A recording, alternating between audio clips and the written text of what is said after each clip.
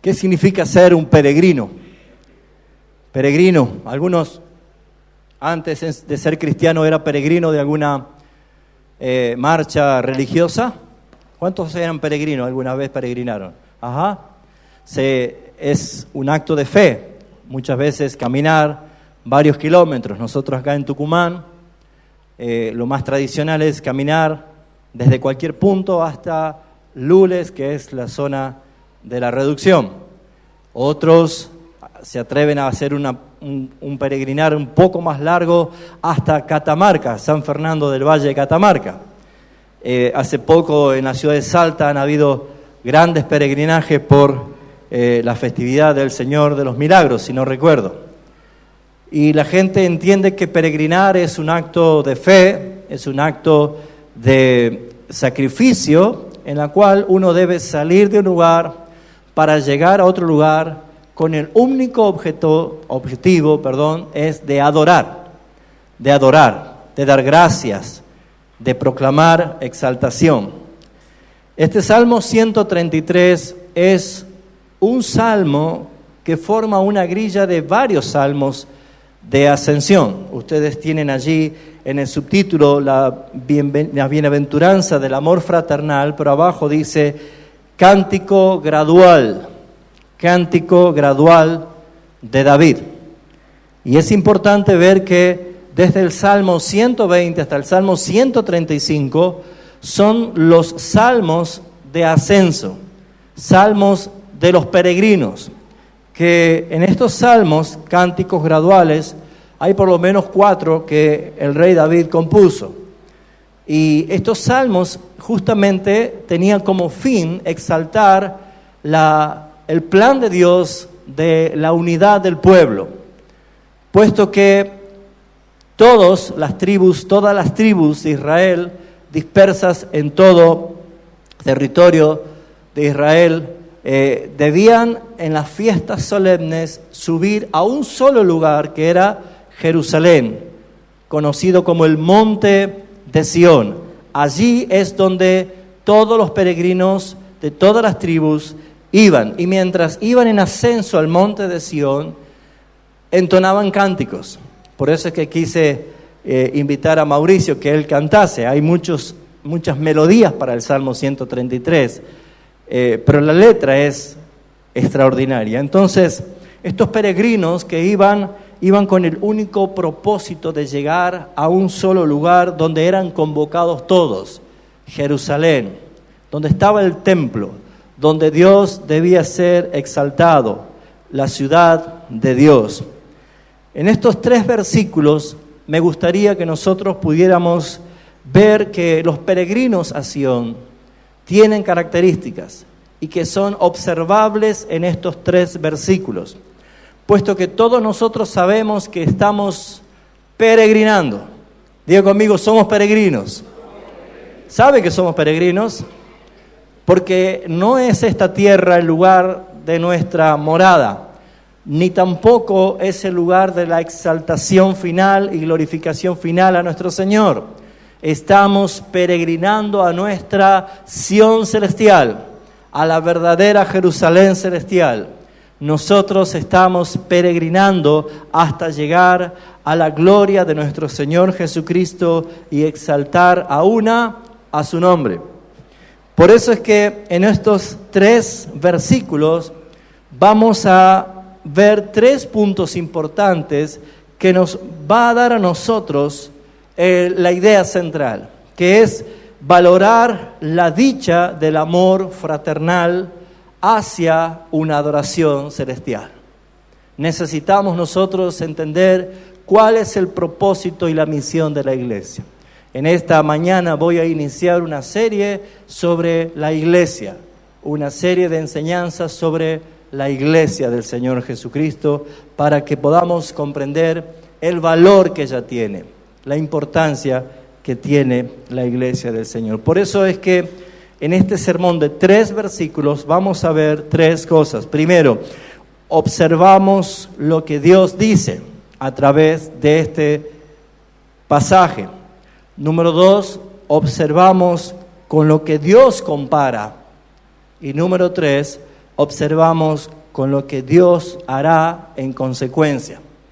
Estos 3 puntos nos tienen que llevar a nosotros a meditar sobre la importancia de la iglesia. Pero para esto deberíamos hacernos una pregunta personal. Allí en silencio, usted mismo solamente pregúntese, ¿qué es la iglesia según tu propia opinión? ¿Qué es la iglesia para ti? ¿Qué es la iglesia según lo que tú opinas, lo que tú piensas? Pero seguidamente deberíamos preguntarnos la otra pregunta, ¿qué es la iglesia según Dios? ¿Qué es lo que Dios opina de su iglesia? Puesto que la iglesia está nombrada y citada en toda la Escritura. El error de muchos es creer que la iglesia comenzó el día de Pentecostés allí en Jerusalén, pero en realidad muchos aseguran que la iglesia comenzó allí porque en el Antiguo Testamento no figura la palabra iglesia. Pero es por una cuestión de traducción, porque el Antiguo Testamento está escrito en hebreos y el Nuevo Testamento está escrito en griego. Por eso es que no va a encontrar palabras griegas en el Antiguo Testamento. Y la palabra iglesia es la palabra griega eklexia, que es los llamados a salir. Pero en el Antiguo Testamento sí aparece la palabra halel, que significa congregación o asamblea de los santos. Por lo tanto, nosotros podemos estar seguros que la iglesia comenzó desde el mismísimo altar de Abel, puesto que Hebreos capítulo 11 comienza nombrando a Abel como el primer integrante de la iglesia salvo por la fe. Por la fe, dice, Abel ofreció mejor sacrificio que Caín. Por lo tanto, la iglesia de Dios está reflejada en toda la Escritura y tiene claramente la expresión de cuál es la opinión de Dios sobre su iglesia. Así que para nosotros debe ser útil poder entender y responder qué es la iglesia para mí, pero no según mi concepto, sino según la opinión de Dios. Y les aseguro, mis hermanos, que salmos como esto, tan corto pero tan profundo, cobrarán un sentido muy vital y muy importante para los integrantes de la iglesia del Señor Jesucristo. Así que desarrollemos nosotros este sermón viendo la primera observación en el versículo 1. Dice, mirad, cuán bueno y cuán delicioso es habitar los hermanos juntos en armonía. ¿Por qué nos invitamos a observar? ¿Por qué necesitamos nosotros observar? Es importante que cuando comienza diciendo, la primera palabra que comienza diciendo, dice, mirad. Cuando somos llamados a mirar, es a prestar atención, es a observar, a aprender lo que Dios quiere enseñarnos. Por lo tanto, al decir mirad, este primer salmo nos está diciendo que Dios quiere decirnos algo y enfocar especialmente sobre qué quiere que miremos. Y hay 2 cosas importantes que dice que debemos observar. Dice, mirad cuán bueno, diga conmigo bueno, y cuán delicioso es. O sea, hay 2 cosas que llaman la atención y el deseo de mirar. Mirar algo bueno. Mirar algo bueno. Todos estamos muy acostumbrados a mirar por naturaleza lo malo, lo prohibido. Pero cuando tenemos que mirar lo bueno, es cuando captura nuestra atención y es cuando nosotros fijamos nuestra atención y nuestros sentidos a lo que nos quiere decir. Siempre cuando uno estaba con los amigos en el barrio y alguien tenía alguna habilidad, ya sea con la pelota de fútbol o con la bicicleta, cuando quería llamar la atención de algo, decía, ¿querés ver algo bueno? ¿Se acuerdan? ¿Querés ver algo bueno? ¿Y qué decíamos nosotros? A ver, desafiante, para saber si lo hacía mejor que yo. Esa captura de la atención que decía, ¿querés ver algo bueno? Es simplemente para que nosotros dejemos de mirar para otro lugar y prestemos atención. Y yo creo que es importante saber que este Salmo de David, inspirado por el Señor, hacía de que todos los peregrinos pudiesen prestar atención, y no solo en ese acto del momento, sino en lo que sucedió después de muchos años más, porque la peregrinación a Jerusalén siguió por muchos años más. Cada vez que alguien entraba a la casa de algún hermano en peregrinación, decían este salmo, recitaban este salmo, y decían: mirad cuán bueno y cuán delicioso es habitar los hermanos juntos en armonía. ¿Ha conocido usted algo bueno en la iglesia? ¿Ha conocido usted algo delicioso en la iglesia? Si alguien todavía no ha conocido algo bueno o algo delicioso, es muy probable porque no está mirando lo que Dios quiere que mire y está mirando lo que no debemos mirar. Porque muchas veces nuestras miradas y nuestra atención está puesta justamente en lo que ni siquiera Dios tiene puesto allí.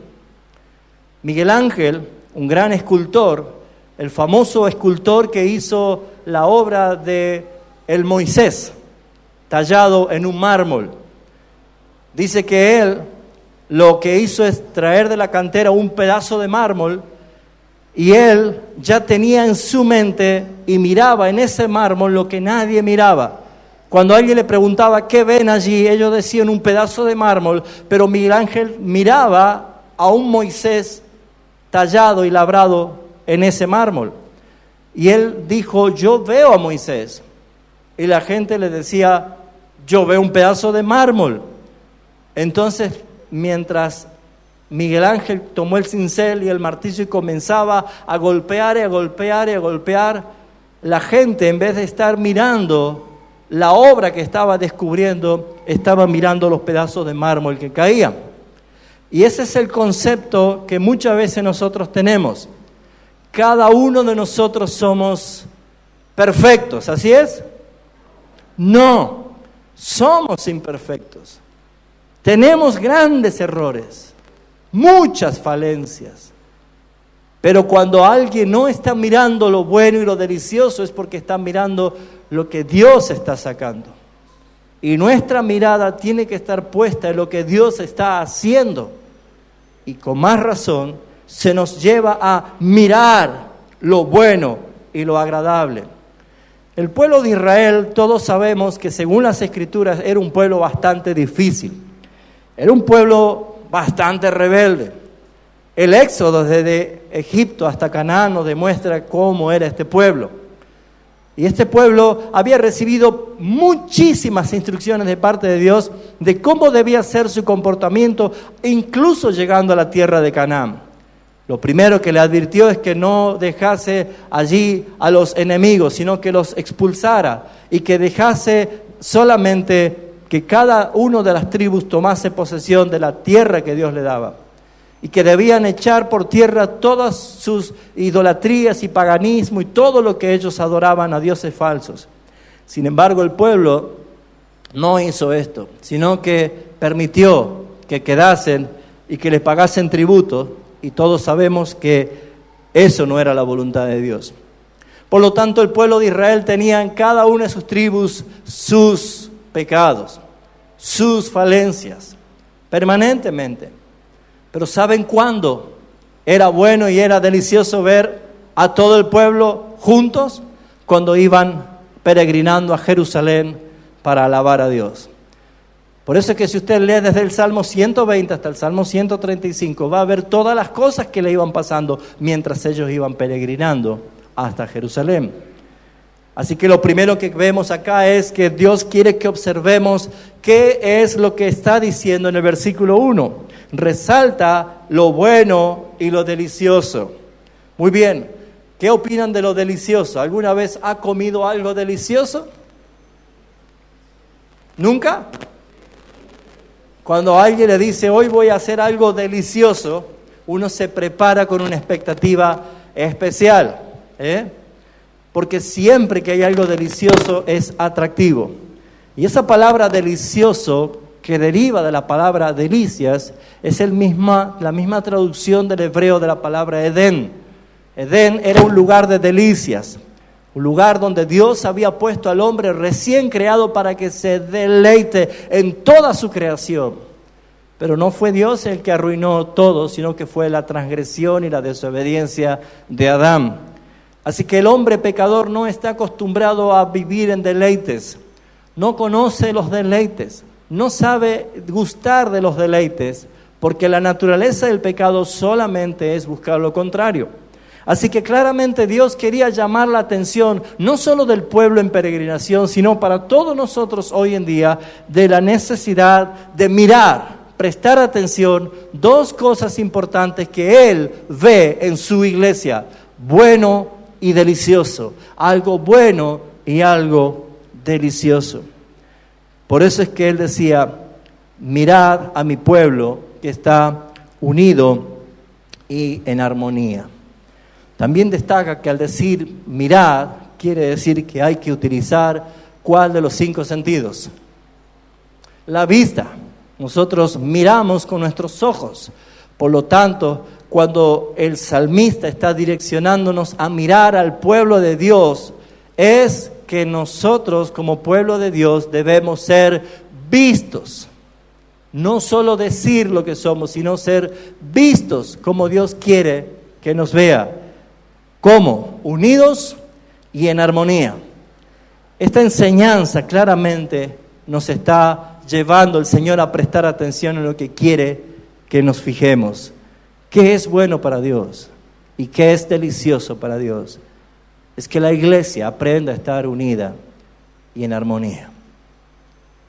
Y si Dios lo ve y Dios lo quiere, pero tú no lo ves, creo que es momento de empezar a mirar lo que Dios ve, lo que Dios quiere que veamos. Es allí donde nosotros vamos a disfrutar de la presencia de Dios en su iglesia. ¿Qué significa habitar? Bueno, habitar es permanecer. Habitar es estar siempre. Habitar es no moverse de ahí, es quedarse. Y todos sabemos que los peregrinos que iban a Jerusalén no vivían, sino que iban, adoraban y volvían. Ellos tenían su propia tierra, tenían su propia casa. Así que el significado de habitar aquí no está relacionado con que dejemos nuestras casas y vivamos todos dentro de la iglesia. A veces la mala interpretación también lleva a los muchos intentos de vivir en comunidades. Hay lugares que se han comprado hectáreas y se han hecho barrios privados para cristianos únicamente, para estar separados del mundo, para vivir en santidad, para no tener problema y conflicto con nadie, pero resulta que adentro de ese barrio privado eran lo peor de lo peor.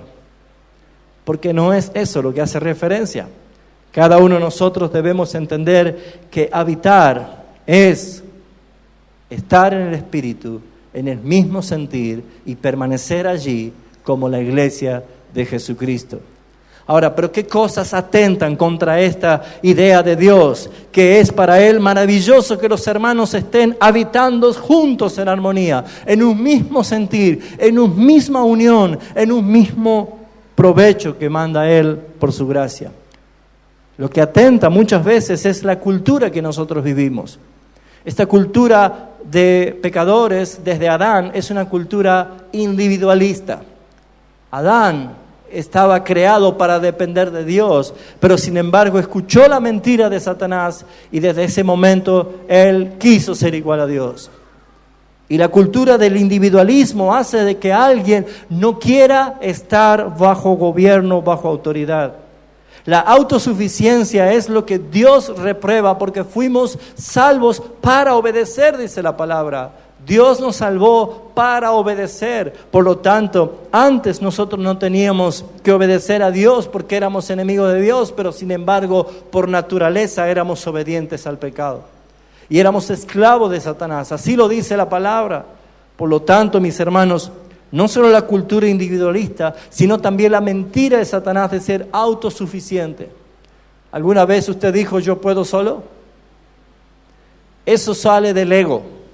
Eso sale de la autosuficiencia. Eso es pensar de que yo puedo manejar y controlar la situación.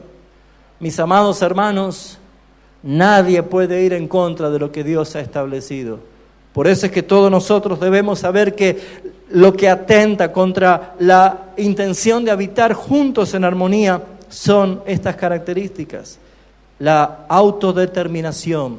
Es yo soy el que mando en mi vida. Yo soy el que decido. Y esas cosas no hace a alguien que integra el peregrinar a Sión, sino que todo lo contrario, porque peregrinar a Sión tenían claramente identidad como pueblo de Dios, puesto que iban en obediencia a lo que Dios llamaba. Sembrar discordia entre hermanos, producir divisiones y rupturas, son cosas que atentan contra la idea de Dios de habitar juntos los hermanos. Ahora, estar juntos no significa absolutamente una unidad perfecta.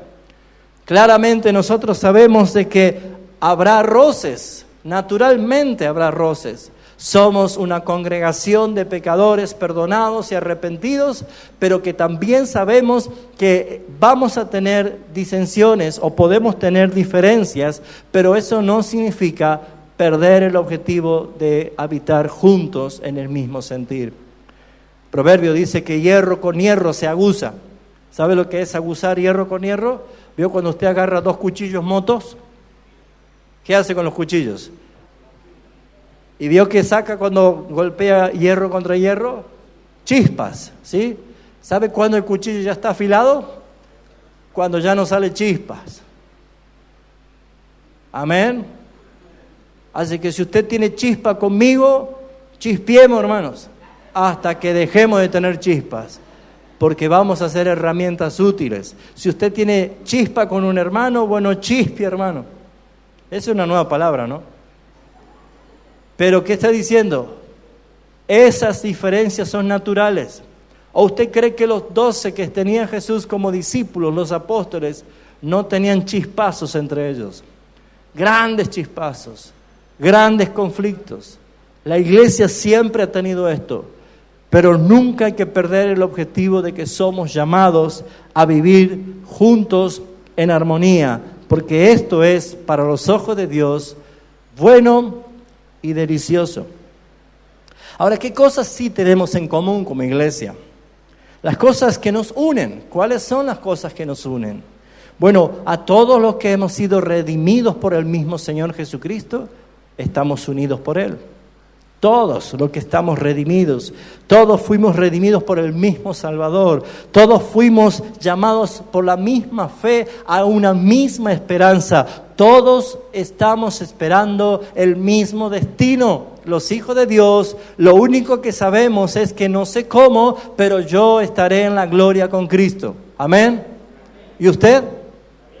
Amén. Porque si no tiene esa esperanza, no está teniendo la misma redención que tienen los hijos de Dios.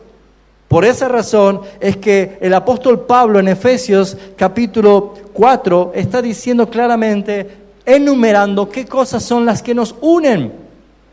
Dice el versículo 4, un cuerpo, un espíritu, como fuisteis también llamados a una misma esperanza de vuestra vocación, un Señor, una fe, un bautismo, un Dios y Padre de todos, el cual es sobre todos y por todos y en todos. Esto es lo que nos une.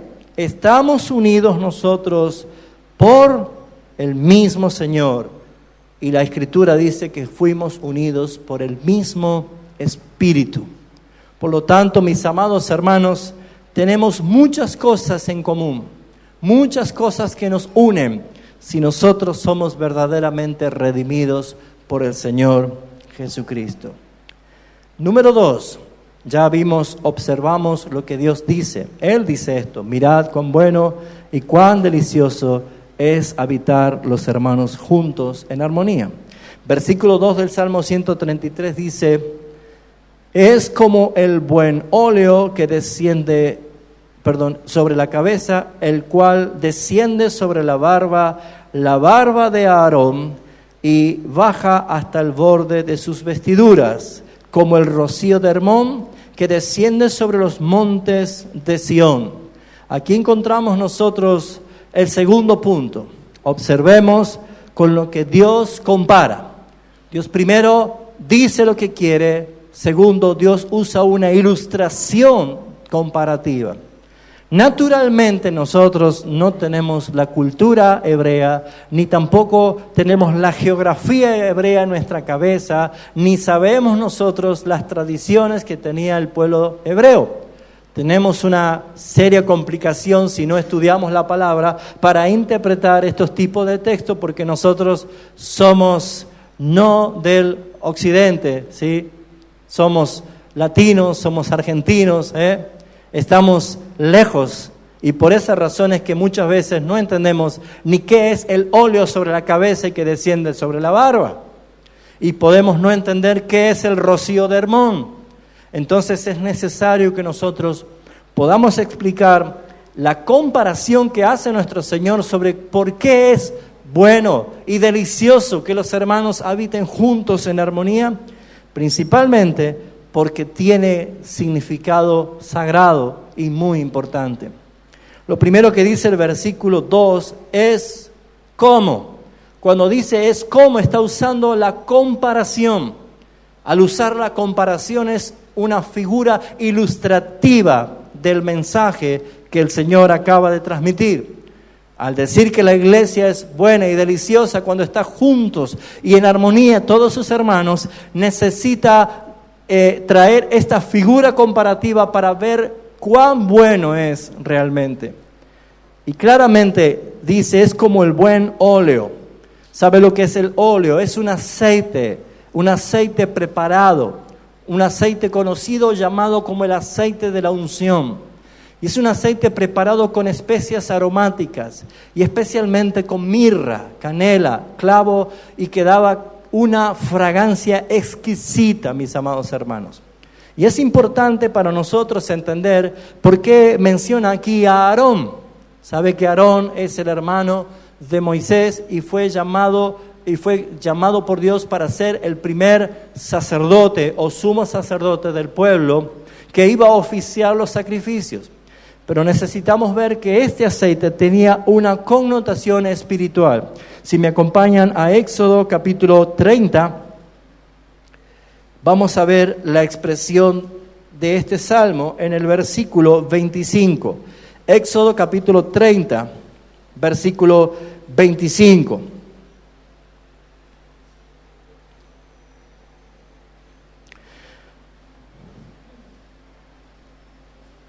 Y dice, y harás de ello, vamos a leer el 22 para que veamos, ¿sí?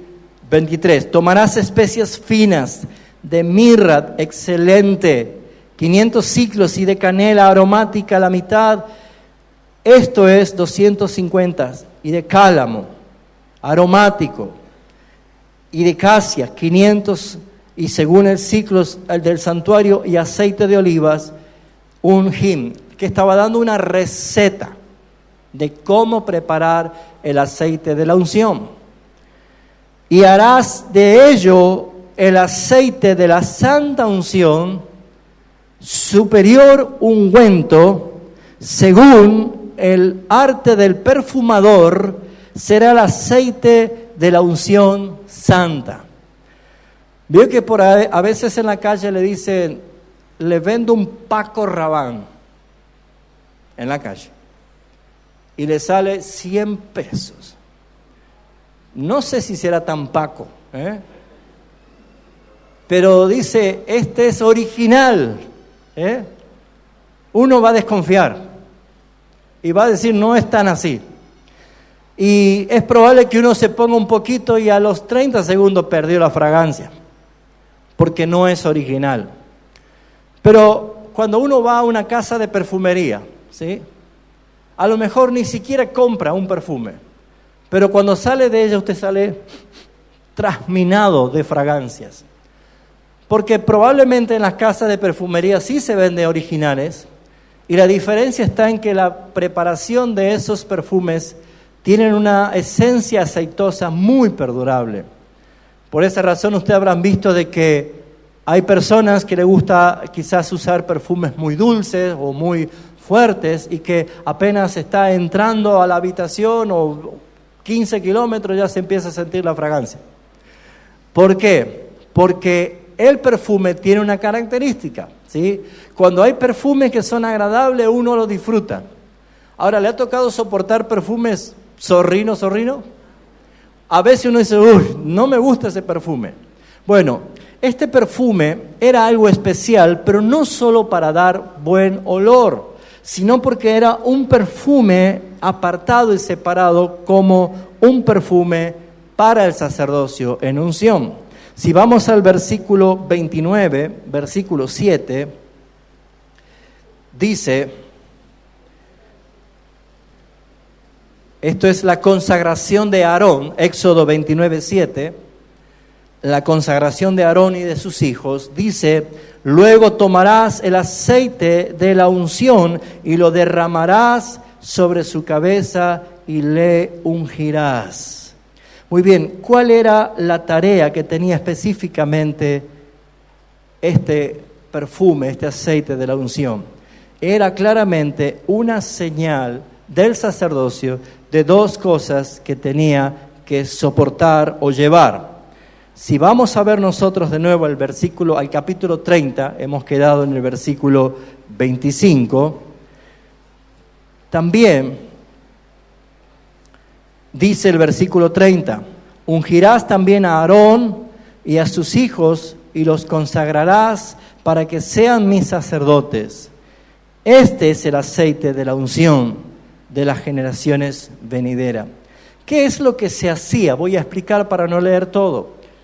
El sacerdote tenía que llevar dos derrames, principalmente. El primero era la sangre tomada del propiciatorio, del altar del sacrificio, la sangre de los machos cabríos, toda esa sangre, y bañarse con esa sangre. Ustedes saben que el olor de la sangre, y más expuesta al sol, despide olor. Esa era sangre que estaba derramada, se tenía que echarse sobre la cabeza. Pero luego que entraba para ministrar con el tazón de la sangre en el propiciatorio, antes de entrar lo bañaban con este aceite de la unción. ¿Y qué hacía? Mitigaba el olor de la sangre y cambiaba el aroma a un aroma agradable. Todos los otros ungüentos podrían ser muy buenos, pero no tapaban el olor a sangre. Este sí, era un olor que traía fragancia. Esto es una señal de Jesucristo. Nuestro Señor Jesucristo cargó con la podredumbre de todos nuestros pecados, con toda la inmundicia de nuestros pecados. Pero Él, antes de entrar al lugar santísimo para ofrecer al Padre el sacrificio expiatorio por todos nosotros, fue ungido por el Señor, por el Espíritu, con este óleo para ser agradable, ofrenda agradable al Padre Celestial. ¿Se entiende esto? Y de esa manera nosotros somos aceptos en el amado, por la obra del sacrificio de Cristo. Así que, mis hermanos, esta cultura estaba relacionada con este Salmo 133 al decir lo más hermoso que tiene la iglesia en peregrinación a Sión es que todos ellos vienen bañados con el aceite de la unción, el buen óleo, que quiere decir que nuestros pecados han sido lavados, limpiados por la sangre de Jesucristo. Ya no hay condenación para nosotros y estamos felices por eso. Estamos gozosos en verdad por eso. Por eso dice, mirad cuán bueno, cuán delicioso es habitar los hermanos juntos en armonía. Así que, mis amados hermanos, este óleo representa al sagrado sacerdocio que ministra alabanza delante de Dios. Bendito sea nuestro Redentor, Señor y Salvador Jesucristo, que con su sangre nos ha redimido para nuestro Dios y según Apocalipsis dice, y nos ha hecho reyes y sacerdotes para nuestro Dios. Por lo tanto, todos somos ungidos en Cristo Jesús. No es que hay un solo ungido. Hay iglesias apóstatas que dicen, no toquen al ungido. Y hermanos, el único ungido es Cristo. Y en Él estamos todos ungidos. Todos somos ungidos en Cristo Jesús. Y por eso es que nuestra fragancia al Padre Celestial es aceptada. Amén. Pero también dice, en comparación, es como el rocío de Hermón. ¿Cuántos tienen el mapa en su Biblia? Ahora no lo busque, pero ¿saben que tienen mapa a la parte final? Bueno, ustedes van a encontrar todo el mapa de Palestina, de Israel, y van a encontrar en la parte norte el monte Hermón. El monte Hermón es la montaña más alta, es la montaña más alta. Y justamente por las características que tiene de ser sus cumbres permanentemente nevadas, había un rocío de humedad permanentemente, que cada vez que había deshielo, el agua corría y lo que nace a los pies del monte Hermón es nada más y nada menos que el río Jordán. Ustedes lo van a ver en su mapa, la parte norte de Hermón, van a ver por el medio como una columna vertebral el río Jordán, que desemboca en el mar de Galilea que está en el medio, y luego sigue el río Jordán y que termina en el mar Muerto. ¿Ya lo ubicaron lo que tiene mapa atrás? Es fácil ubicarlo. Curiosamente, el monte Hermón traducido representa el lugar del consagrado o el consagrado.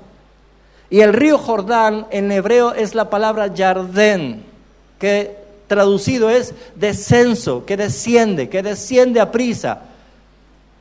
Y fíjense ustedes que una de las características que tiene el monte Hermón es que al tener permanentemente los picos nevados y siempre una densa niebla de vapor, de humedad, que hace que todo el tiempo esté destilando y lloviendo rocío, hacía de que todo el pie del monte Hermón, más todas las laderas hasta llegar al mar de Galilea, era muy fértil, muy fértil. Porque el río Jordán vivoreaba y centelleaba de un lado a otro, y mientras, como era un río caudaloso, se desbordaba y bañaba las riberas, y era muy fértil, una vegetación boscosa, realmente hermosa. Y usted se acordará que cuando los pastores de Lot peleaban con los pastores de Abraham, ¿se acuerdan ustedes que subidos a la montaña, él vio las llanuras del Jordán y quiso ir poniendo sus tiendas hacia Sodoma y Gomorra? ¿Saben por qué vio? Porque eran fértiles, ahí mis ovejas van a estar bien. Pero curiosamente, después del mar de Galilea ya deja el río Jordán de hacer un serpenteo, sino que se transforma en una recta, y al no desbordarse comienza a cambiar el paisaje de lo fértil en desierto, y ese desierto termina siendo sales. Y cuando llegan al mar Muerto, se llama muerto porque no hay vida por la intensa cantidad de sales. Yo creo que hasta la geografía nos enseña a nosotros una gran lección. Porque ¿cuántos vienen de Hermón, lugar del consagrado, y empiezan a descender a toda prisa hasta llegar al mar Muerto, a un estado como si fuera que estuvieran muertos, sin vida? Sión, Jerusalén, lo van a encontrar en el mismo mapa, un poco más abajo del mar de Galilea, era bañado por el monte Hermón. Jerusalén, el monte donde estaba el templo, era bañado permanentemente por el rocío de Hermón. Ahora, qué lindo es saber, hermanos, que la geografía nos dice que el monte más alto es el que desciende o manda la lluvia para regar y dar vida a los lugares secos. Y esto es como entender que es el mismo Padre que envía a Jesucristo, el que desciende para traer vida y refrescar nuestra alma sedienta con su presencia. Nosotros somos los que recibimos la bendición del rocío. Ese rocío claro, ese rocío que viene como algo que necesitamos nosotros para vivificar nuestras vidas. Ahora, claramente la montaña más alta de Israel baña con sus descensos a todos los montes que están más abajo, incluyendo el monte de Sión. La pregunta es, ¿cuál es el efecto que causa en la iglesia la visita permanente del Espíritu Santo de Dios en nuestras vidas? Haciendo habitación, haciendo morada en nosotros y generando a nosotros la posibilidad de ver cuál es la verdadera unión de la iglesia. Bueno, la verdadera unión de la iglesia Es un regalo, mis hermanos, de gracia de parte de Dios. Porque saben, Sión solamente recibía de gracia ese rocío que venía permanentemente para bañar sus tierras. Y eso es gracia de Dios, porque nosotros también recibimos del Señor la gracia de la vida de nuestro Señor Jesucristo para ser vivificados. Nosotros no podemos crear la unidad. No somos llamados a crear la unidad, pero sí a preservarla. Sí, Efesios capítulo 4 del 1 al 3 nos dice que seamos solícitos, dispuestos en guardar la unidad del Espíritu en el vínculo de la paz. Somos llamados a trabajar y a colaborar por la unidad de la iglesia. Somos llamados a participar activamente con el llamado del Señor, que la iglesia se vea buena y deliciosa a los ojos de los demás y principalmente a los ojos de Dios, por cómo realmente viven. Es un regalo valioso que Dios da, puesto que el costo fue la vida de nuestro Señor Jesucristo para vivificarnos a cada uno de nosotros. Esta unión verdadera, según lo que vemos en la comparación, es una unión que alcanza a todos por igual, no a algunos y a otros sí y a otros no. Dice el versículo 2, el cual desciende sobre la barba de Aarón, y ¿qué más dice? Y baja hasta el borde de sus vestiduras. Cuando estaban viendo la unción del sacerdote, veían cómo le derramaban el aceite aquí en la mollera y derramaba todo el aceite sobre la barba, incluso hasta el borde de sus vestiduras. Y eso está haciendo referencia a que todo el cuerpo era bañado por este aceite. Y mis hermanos, nosotros somos el cuerpo, integrantes del cuerpo de Jesucristo nuestro Señor. Y Él es la cabeza, la gracia se derramó sobre Él. Él es el ungido, Él es el amado, Él es el deseado. Pero sobre Él fue derramado y todos nosotros recibimos de la misma gracia derramada en este aceite de la unción. Por eso es que todos somos llamados a vivir en esta unidad. Todos somos llamados a participar de esta unidad. Una unidad que es un regalo de Dios, es una unidad que desciende para todos. Pablo en Gálatas 3:28 decía, ya no hay judío, no hay griego, no hay esclavo, no hay libre, no hay varón, no hay mujer, porque todos sois uno en Cristo Jesús. No somos llamados a crear la unidad, sino a defenderla, a guardarla, a protegerla. También nosotros vemos que podemos vivir como una iglesia en fraternidad, pero a veces es necesario trabajar en pequeños equipos, pero hay que tener cuidado de no sectorizar la iglesia. La iglesia necesita, por ejemplo, tener discipulados.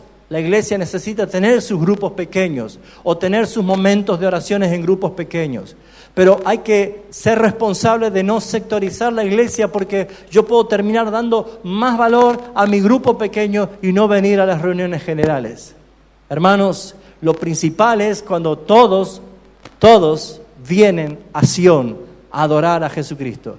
Todos nos reunimos en el mismo lugar donde el Señor convoca. Porque allí nosotros tenemos armonía, allí todos tenemos el mismo sentir. La Escritura dice que todos debemos tener un mismo sentir. Cuando estamos juntos, cantamos juntos al Señor. Cuando estamos juntos, adoramos juntos al Señor. Cuando estamos juntos, oramos juntos al Señor. Cuando estamos juntos, recibimos la palabra juntos del Señor. Participamos juntos de la mesa del Señor. Por eso, mis hermanos, lo que Satanás quiere es desunir. Dios nos une al ponernos en su familia. Estamos en Él, estamos con Él, somos llamados a vivir con Él. La verdadera iglesia es refrescante y vivificante. Por eso compara claramente con el Salmo 133, el óleo y el monte Hermón. La iglesia debe ser el lugar donde cada uno de nosotros digamos, Señor, gracias, porque me has puesto en el lugar que tú quieres que estés. Y allí fructificaré, allí levantaré para ti, Señor, lo que tú recibas la gloria. Todos nosotros debemos ser parte activa de esta bendición que Dios quiere darnos. El óleo es la fragancia atractiva y placentera, y el rocío es como una brisa fresca. ¿Cuánto necesitamos de esa brisa ayer, no? ¿Cuánto esperábamos un poquito de brisa fresca? Y mis hermanos, así como anhelamos la brisa fresca, así es la presencia del Señor en nuestras vidas también. Así es el Señor bendiciéndonos. Así es el Señor llamándonos a que estemos juntos donde Él está. Por eso es que es muy importante resaltar y entender la palabra clave que dice el versículo 1, que es la palabra armonía. Para los que conocen música, los componentes de la música es melodía, ritmo y armonía. Uno puede sacar alguna de esas tres componentes y ya no es música. Por eso es que usted habrá escuchado que dice, qué buena esa música, por ejemplo el reggaetón. Y yo no le encuentro muy lindo, porque lo que menos tiene el reggaetón es melodía. Solamente es ritmo. Si uno de estos tres componentes lo alteramos o lo sacamos, ya no es música. Y saben, mis hermanos, Dios sabe cantar, Dios canta. Dios es el creador y el autor de la música. Y por algo la música tiene estos tres componentes. La melodía, que transmite el mensaje de la canción, aunque sea instrumental. El ritmo, que marca los tiempos para poder llevar adelante esta canción. Y la armonía, que hace es unificar todos los sonidos para tener una exquisita expresión.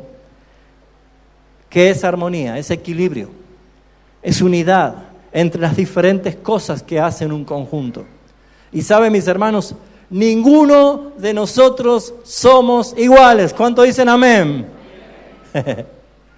Porque si fuéramos iguales pelearíamos todo el tiempo, hermano. Pero ninguno somos iguales. ¿Cuántas veces los jóvenes se equivocan cuando están orando al Señor para poder tener a su novia o su novio y dice, Señor, quisiera alguien igualito a mí? No les recomiendo, porque si son iguales compiten, si son distintos se complementan, hermanos. Así es el diseño de Dios. Lo que yo no tengo lo tiene mi esposa, lo que mi esposa no tiene lo tengo yo. Y es necesario, porque el amor no busca lo suyo, busca el del otro. Lo verdadero del amor es complementarse. Y mis hermanos, gracias al Señor, que cuando Él nos salvó, nos dejó así como estamos, diferentes los unos a los otros, pero unidos en uno solo, en Cristo Jesús. Porque yo debo vivir una vida consagrada al servicio del Espíritu Santo para que yo llegue a alcanzar a ser, como dice Pablo en Efesios, la plenitud, la imagen de nuestro Señor Jesucristo. Pero sabemos, hermanos, que no somos iguales, que en las comparaciones de la iglesia también está puesta como un cuerpo, en la cual hay muchos miembros, que no son iguales, pero cada uno sirve. En otras palabras, hermanos, hermanas, que integran la iglesia de Jesucristo, usted es muy valioso. Usted es muy importante. Usted que piensa, yo no hago nada en la iglesia, hermanos, está equivocado. Todos somos importantes, todos somos valiosos, porque todos tenemos algo que Dios nos ha dado. Y la iglesia necesita de lo que tú recibiste de parte de Dios. La iglesia necesita, porque entonces nosotros viviremos en esa armonía, siendo distintos, pero todos unidos por la misma fe, por el mismo Señor. ¿Cuánto nos hace falta que nos conozcamos, conocerse más, cada uno de nosotros? No para ver los pedazos de mármol que el Señor va sacando. Vaya mirando lo que Dios está creando. Vaya mirando lo que Dios está haciendo. Y hallará algo precioso en su hermano. Por eso, mis hermanos queridos, Dios quiere que nosotros tengamos una armonía en la iglesia. Efesios capítulo 4.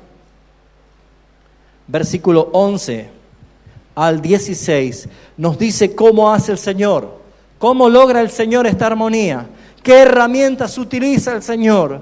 ¿Por qué necesitamos nosotros de la iglesia? Porque tú necesitas estar en la iglesia, habitar, permanecer en la iglesia. Porque Dios quiere algo. Versículo 11. ¿Cómo lo hace Dios? Efesios 4:11. Y Él mismo, está hablando de Jesucristo, constituyó a unos apóstoles, a otros profetas, a otros evangelistas, a otros pastores y maestros, a fin de ¿qué cosa? De perfeccionar a los santos para la obra del ministerio, para la edificación del cuerpo de Cristo. Hermanos, los ministros son instrumentos, herramientas de edificación de la iglesia.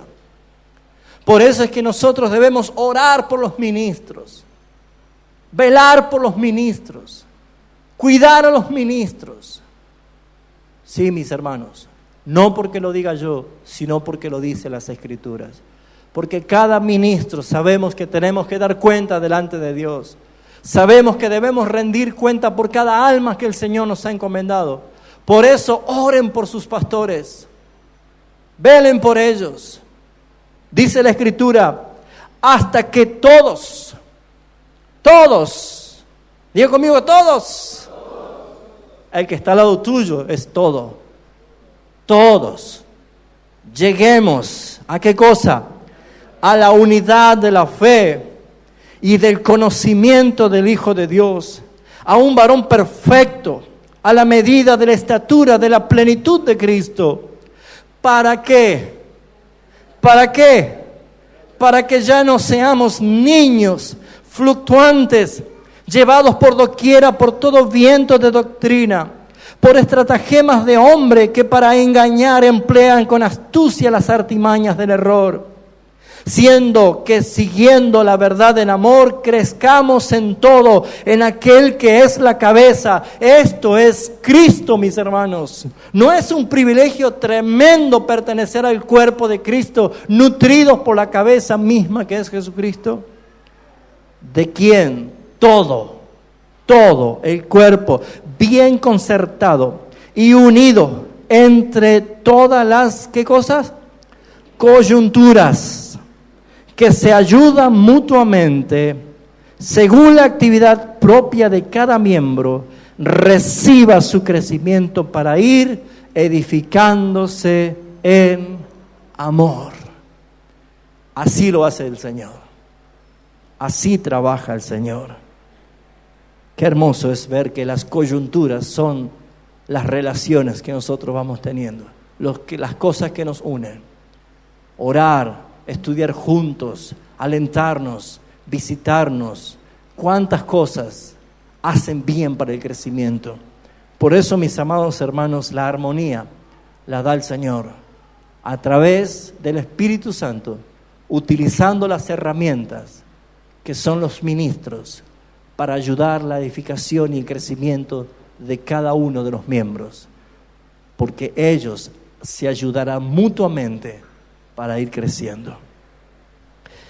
Terminamos. Punto 3. Observemos las consecuencias, lo que Dios hará a consecuencia de habitar juntos en armonía. Dice el versículo 3, la parte final, porque allí, ¿a dónde? Allí. ¿A dónde allí?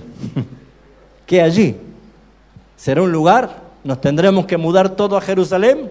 Empecemos a trabajar, hermanos, por un buen pasaje, un buen pasaporte, una buena visa y nos vamos a Jerusalén. Allí, ¿a dónde? Hay un lugar. Dice, porque allí envía, así como desciende el óleo sobre la cabeza, así como envía el rocío de Hermón, así también desciende de parte de Dios para ese lugar. ¿Qué cosa? Bendición y vida eterna. ¿Alguien quiere bendición de Dios? Levante la mano. Aparte de los 5, ¿alguien más? Gloria a Dios. ¿Quién no quiere bendición de Dios? ¿Quién no quiere bendición de Dios? Pero no es como enseñan los ladrones. No es un Dios condicional. No es un Dios cajero automático. Hermanos, La gracia, dice Pablo en Romanos 3, es gratuita. Es un sacrificio gratuito para nosotros. Pero hubo un alto precio para el que nos redimió. Jesucristo pagó con su sangre nuestra libertad. Jesucristo pagó con su sangre nuestra redención. Pero por eso debemos ver nosotros que en consecuencia Dios obra así. Si tú, hermano, hermana, dispones tu corazón y consagras tu vida a cuidar la unidad, a edificar la unidad, a cuidar a tu hermano, edificar a tu hermano, proteger a tu hermano, bendecir a tu hermano, cuando tienes el principal propósito es bendecir a otro, es entonces cuando Dios dice allí, ese es el lugar donde están juntos los hermanos, donde habitan juntos los hermanos. Allí envía Dios bendición y vida eterna. El Salmo 34:5 dice que sus ojos están atentos y sus oídos abiertos a la oración del justo. Es el Señor el que mira, sus ojos están puestos sobre su pueblo. La iglesia es el lugar favorito de Dios para poner sus ojos. Él es el creador del universo, pero en el universo no hay nada más bello que su iglesia. Porque no hay vida en otro planeta, mi hermano. Primero, porque la Biblia no lo dice. Segundo, porque el Señor vio que toda la creación estaba corrompida por el pecado y no vino a morir por marcianitos. Él vino a entregar su vida por pecadores, por hombres hechos a imagen y semejanza de Dios que habían fracasado y habían perdido y habían sido expulsados de su gloria. Por eso, mis amados hermanos, en el universo no hay un lugar más bello que el planeta Tierra. Y en el planeta Tierra no hay un lugar más bello que un solo lugar donde está su iglesia, llamada la esposa del Cordero, llamada su cuerpo, que Él es la cabeza, llamada la familia espiritual, para que ya no anden desamparados, sino que habiten como familia, llamado el baluarte de la verdad, cosa que los ángeles miran, admiran y quieren aprender de la salvación tan grande que el Señor hizo con nosotros. Sí, mi hermano, usted y yo, integrantes de la gran iglesia única del Señor Jesucristo, somos llamados a vivir juntos para siempre. Por eso, mis hermanos, Dios quiere que tengas experiencia de unidad, no expedientes de visita. Debes arraigarte, debes establecerte donde el Señor te ha puesto para que fructifiques, para que tengas coronas para arrojar a sus pies. La iglesia donde tú estás es el lugar donde el Señor te puso para que te deleites, para que recibas la bendición y especialmente allí envía vida eterna. ¿Saben, hermanos? Debemos todos evangelizar, todo el tiempo proclamar la verdad de Jesucristo. Pero ¿saben dónde es el lugar donde más se convierten las personas? Dentro de la iglesia. Porque hay muchos que han sido llamados, seducidos y atraídos, pero a lo mejor han pasado meses o tal vez años hasta que recibieron el llamamiento del Señor. Y este mensaje es para los hermanos que dicen, yo no siento nada todavía. Pero si tú perseveras viviendo es porque hay un plan de Dios para tu vida. Si no, no estarías aquí. Gracias al Señor, que aun cuando estamos recibiendo bendición de parte de Dios por estar juntos y en armonía, también hay los que están recibiendo vida eterna. Y qué lindo es saber esto, que nuestro Dios es bueno. Termino. ¿En qué estás contribuyendo tú para guardar la unidad de la iglesia?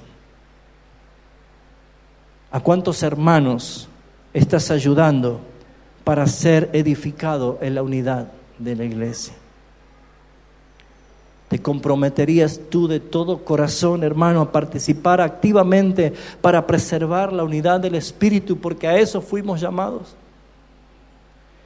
Si en verdad tomamos todos esta decisión, si sentimos nosotros una responsabilidad por decir, esta iglesia es el lugar que Dios quiere que esté, me comprometo con ella, claramente veremos la bendición de Dios llegar sobre nuestras vidas. ¿Qué cosas detienen nuestra bendición de Dios? Es mi individualidad, es mi egoísmo, es pensar en mí. Pero hermanos, cuán hermoso y cuán delicioso es habitar los hermanos juntos en armonía. Cierra tus ojos, vamos a orar.